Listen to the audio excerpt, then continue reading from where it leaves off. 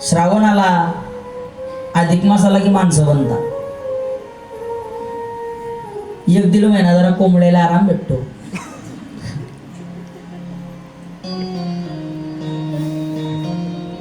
आवड वेगळी, गरज वेगळी.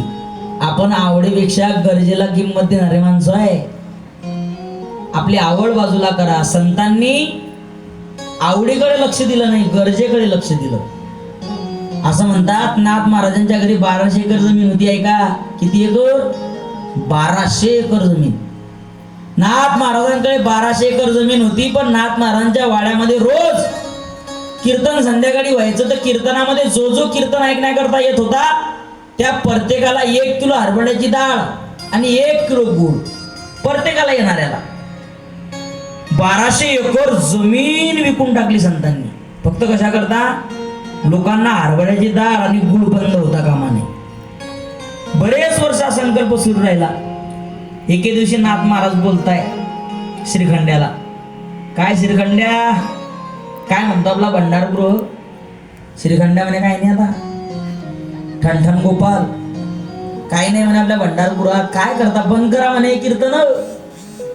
कीर्तन चालू राहू द्या, पण कमीत कमी ते हरभऱ्याची डाळ आणि गुळ बंद करा म्हणे तुम्ही.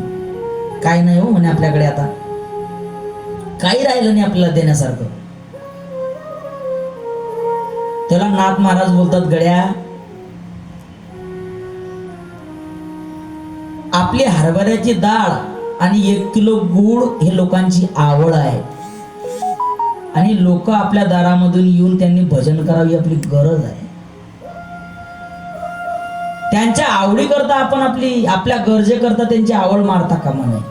अरे या लोकांना उद्या तू 1 किलो डाळ हरभऱ्याची बंद कर, 1 किलो गुळ बंद कर, उद्या तुझ्या भजनाच्या दारामध्ये एक माणूस दिसणार नाही. हे तुला काय वाटतं? कीर्तना करता येणारे लोक आहे हे का? तुला वाटतं भजना करता येणारे लोक? अरे यांना 1 किलो डाळ पाहिजे, 1 किलो गुळ पाहिजे म्हणून येत आहे.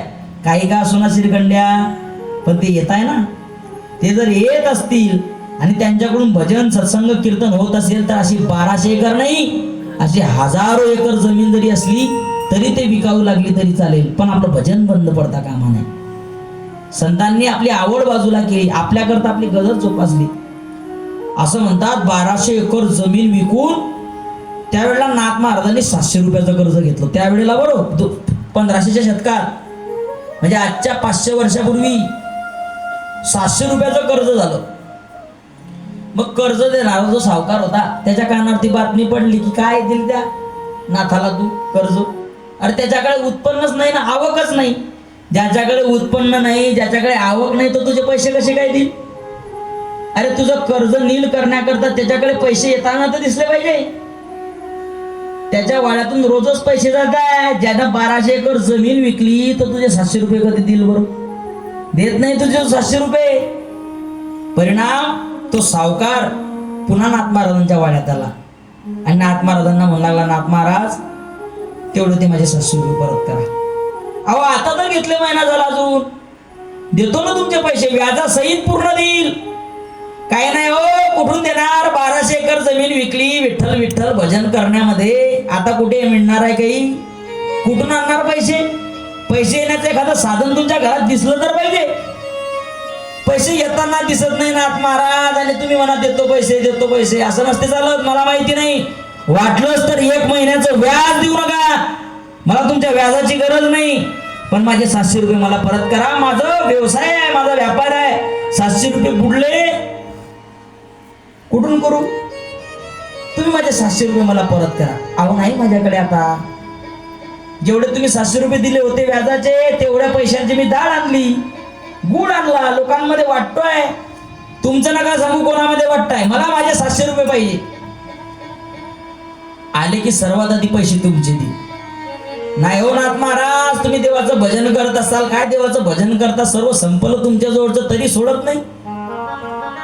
अहो तुमचा रुपये बुडवणार नाही, व्याजासहित देईल. मला माहिती नाही, मला माझा पैसा पाहिजे. देवाचं भजन करता फक्त पैसे कोण देईल? नाथ महाराज तुम्हाला शपथ आहे, तुम्ही ज्याचं भजन करता त्या देवाची शपथ आहे तुम्हाला नाथ महाराज, जोपर्यंत तुम्ही माझे 700 रुपये देत नाही तोपर्यंत तुम्ही अन्नाचा घासही खायचा नाही. माझे पैसे द्या, नंतर जेवण करा.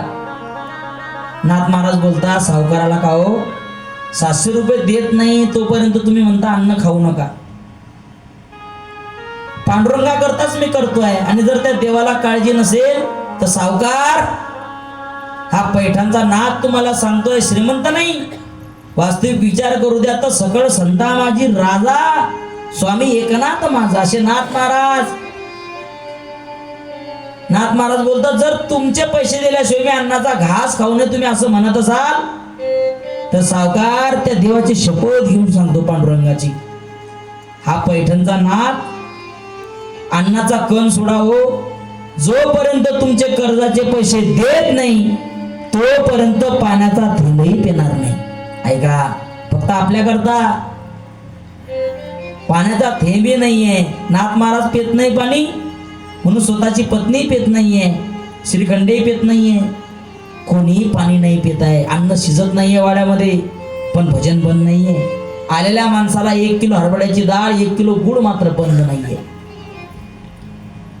ही बातमी त्या सावकाराच्या पत्नीच्या कानावर गेली, आणि सावकाराच्या पत्नीच्या कानावरती गेल्यानंतर संध्याकाळची वेळ आहे, आणि रात्री ठीक 11:30-12 वाजता त्या सावकाराच्या दारावरती थाप पडली. सावकाराने दरवाजा उघडला. सावकाराने दरवाजा उघडला, विचारलं, कोण आपण? मी नाथ महाराजांचा सेवक आहे. असं कशा करता?